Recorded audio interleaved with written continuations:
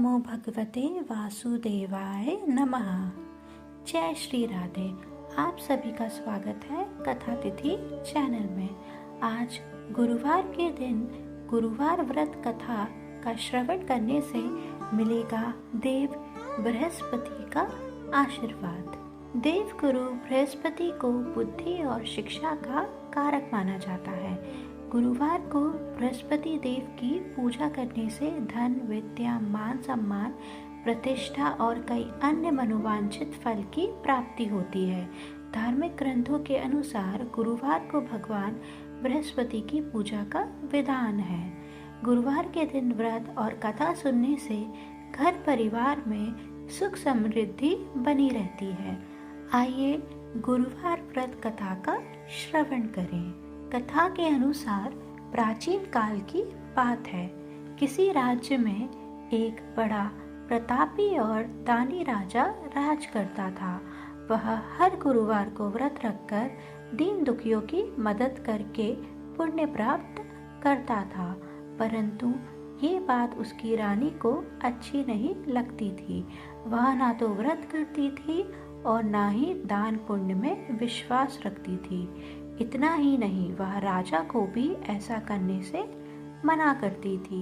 एक समय की बात है, राजा शिकार खेलने के लिए वन गए। घर पर रानी और दासी थी।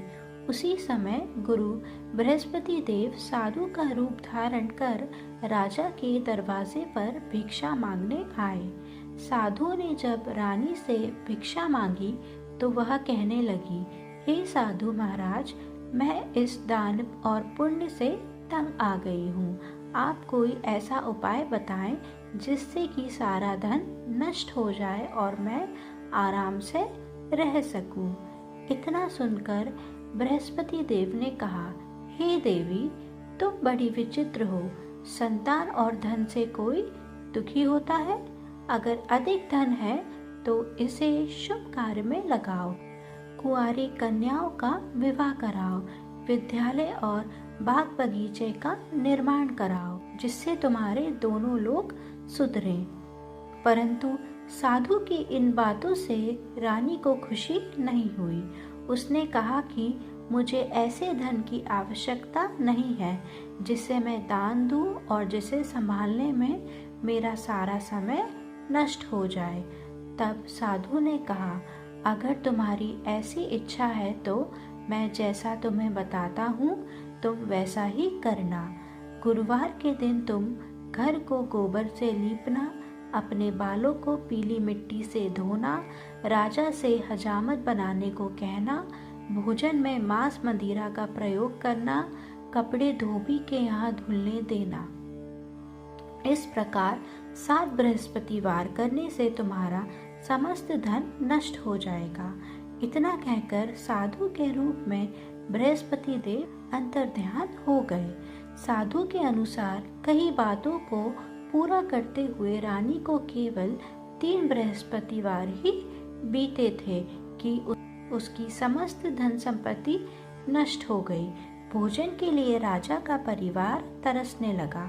तब एक दिन राजा ने रानी से बोला कि हे रानी, तुम यहीं रहो, मैं दूसरे देश को जाता हूँ, क्योंकि यहाँ पर सभी लोग मुझे जानते हैं, इसलिए मैं कोई छोटा कार्य नहीं कर सकता। ऐसा कहकर राजा दूसरे देश चला गया। वहाँ वह जंगल से लकड़ी काट कर लाता और शहर में बेचता। इस तरह वह अपना जीवन व्यतीत करने लगा। इधर राजा के परदेश जाते ही रानी और दासी दुखी रहने लगे। एक बार जब रानी और दासी को 7 दिन तक बिना भोजन के रहना पड़ा तो रानी ने अपनी दासी से कहा, हे दासी, पास ही के नगर में मेरी बहन रहती है। वह बड़ी धनवान है। तू उसके पास जा और कुछ ले आ ताकि थोड़ी बहुत गुजर बसर हो जाए। दासी रानी की बहन के पास गई। उस दिन गुरुवार था और रानी की बहन उस समय बृहस्पतिवार व्रत की कथा सुन रही थी। दासी ने रानी की बहन को अपनी रानी का संदेश दिया, लेकिन रानी की बड़ी बहन ने कोई उत्तर नहीं दिया। जब दासी को रानी की बहन से कोई उत्तर नहीं मिला तो वह बहुत दुखी हुई और उसे क्रोध भी आया।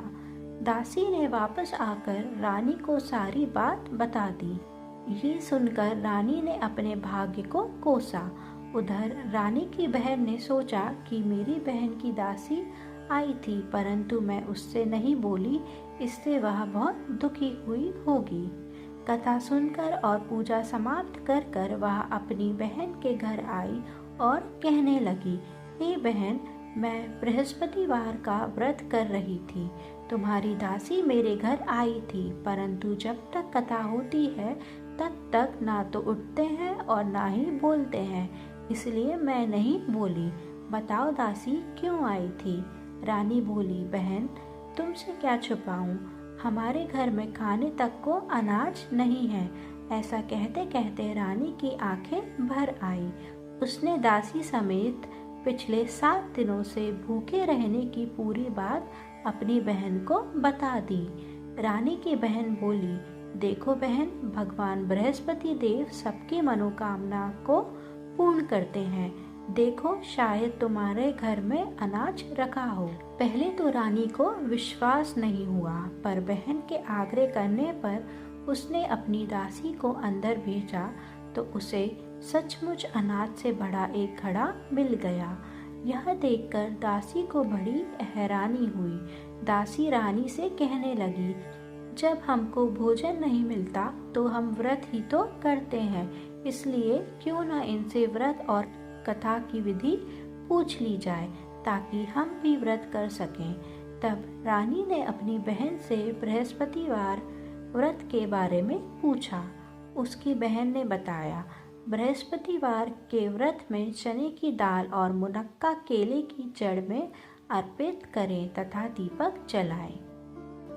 व्रत कथा सुने और पीला भोजन भी करें, इससे बृहस्पति देव और भगवान विष्णु प्रसन्न होते हैं। व्रत और पूजा की विधि बताकर रानी की बहन अपने घर को लौट आई।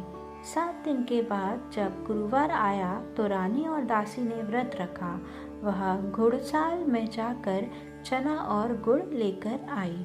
फिर उससे केले की जड़ तथा भगवान विष्णु की पूजा की। अब पीला भोजन की चिंता को लेकर दोनों बहनें दुखी हुई। चूंकि उन्होंने व्रत रखा था, इसलिए बृहस्पति देव उनसे प्रसन्न थे। वह एक साधारण व्यक्ति का रूप धारण कर 2 थालों में पीला भोजन दासी को दे गए। भोजन पाकर दासी प्रसन्न हुई और फिर रानी के साथ मिलकर भोजन ग्रहण किया। उसके बाद वह सभी गुरुवार को व्रत और पूजन करने लगी।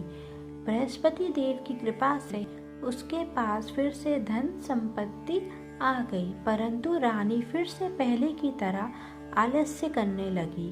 तब दासी बोली, देखो रानी, तुम पहले भी इस प्रकार आलस्य करती थी, तुम्हें धन रखने में कष्ट होता था, इस कारण सभी धन नष्ट हो गया और अब जब देव बृहस्पति की कृपा से धन मिला तो तुम्हें फिर से आलस्य होने लगा है।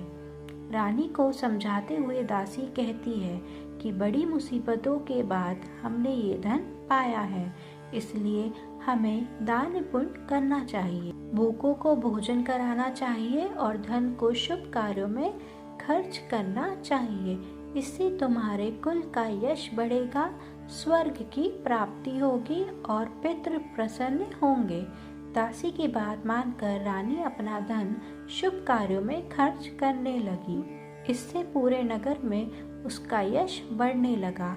बृहस्पतिवार व्रत कथा के बाद श्रद्धा के साथ आरती की जानी चाहिए। इसके बाद प्रसाद बांटकर उसे ग्रहण करना चाहिए।